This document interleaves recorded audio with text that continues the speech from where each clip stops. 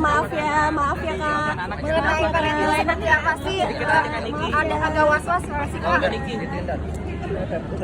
Politik soal anak seperti apa? Konten sih aku. Pertama-tama aku ingin mengucapkan terima kasih banyak ya karena sudah diizinkan berada di panggung ini. Dan ngomongin soal ini tuh seru banget sebenarnya. Karena ini bukan hanya tantangan untuk orang tua, tapi ini adalah fase baru yang memang kita harus pahami bersama-sama. Gitu, dan aku rasa dengan kebijakan yang ada, kita tuh sebagai orang tua jadi punya panduan. Kita tuh harus bagaimana untuk membersamai anak-anak kita. Aku punya podcast parenting dan isinya tuh setiap hari kita banyak banget dapat DM dari orang tua. Ada yang orang tuanya merasa anaknya tuh kalau misalnya diambil gadgetnya jadi tantrum. Ada yang merasa juga anaknya tuh jadi sangat-sangat insecure dengan dirinya karena selalu membandingkan dirinya dengan apa yang dia lihat di sosial media. Dan juga banyak banget problem-problem lainnya. Gitu. Dan tapi menurut aku kita harus hadapi ini dengan tenang karena ruang digital bukan sepenuhnya berbahaya. Contohnya anak jadi bisa belajar dimanapun, kapanpun, dan dengan bagaimanapun itu adalah manfaat yang bisa kita dapetin dari ruang digital. Cuma emang kita harus lebih bisa membersamai anak-anak kita.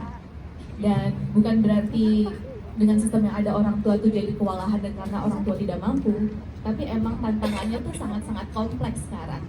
Dan aku senang banget karena orang tua jadi merasa tidak sendirian karena ada sistem yang mendukung. Sudah terasakah gitu ada kolaborasi? Tadi saya dengar dari Mbak Adin bahkan yang masih perlu terus dikuatin aja kolaborasi antar sesama orang tua ya. Jadi values yang berbeda-beda itu bisa menjadi satu tantangan juga gitu. Kalau dari kita gimana? Ya, aku setuju banget bahwa ini tuh bukan menjadi tanggung jawab satu pihak aja, tapi bisa kita jalanin bersama-sama. Yang pertama emang harus dari keluarga dulu ya. Kita sebagai orang tua harus bisa menjadi garda terdepan buat anak-anak kita. Dengan cara apa? Dengan cara membangun connection dengan anak-anak. Mungkin aku menambahkan yang tadi Mbak Adi sampaikan ya.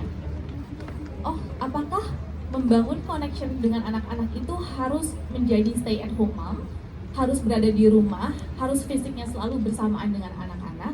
Tapi ternyata enggak. Ternyata kita bisa membangun koneksi itu walaupun kita tidak selalu dekat dengan anak. Gimana caranya kita harus bisa membuat anak kita tuh merasa dipahami, merasa didengar, dan merasa diterima. Karena ketika connection itu udah terbangun antara orang tua dan anak, orang tua tuh akan menjadi tempat pertama bagi anak untuk ngobrol, untuk curhat, untuk cari tahu hal-hal baru yang mungkin dia lihat di luar sana. Dia akan tanyanya sama orang tua dulu. Dia nggak tanya atau cari solusi dari luar ataupun orang lain. Dan kedua, dari guru ataupun di komunitas sekolah. Anak aku masih usia 4 tahun, jadi masih di playgroup.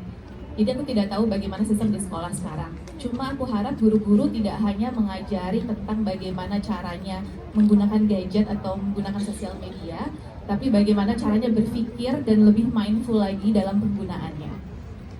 Dan yang ketiga, menurut aku ini juga nggak kalah pentingnya, sebagai konten kreator kali ya. Konten kreator tuh harus lebih sadar bahwa mereka memiliki tanggung jawab moral di sini. Apapun yang mereka bagikan di sosial media itu bisa menjadi sebuah referensi buat orang banyak, tidak terkecuali anak-anak yang nggak sengaja melihat ataupun melihat.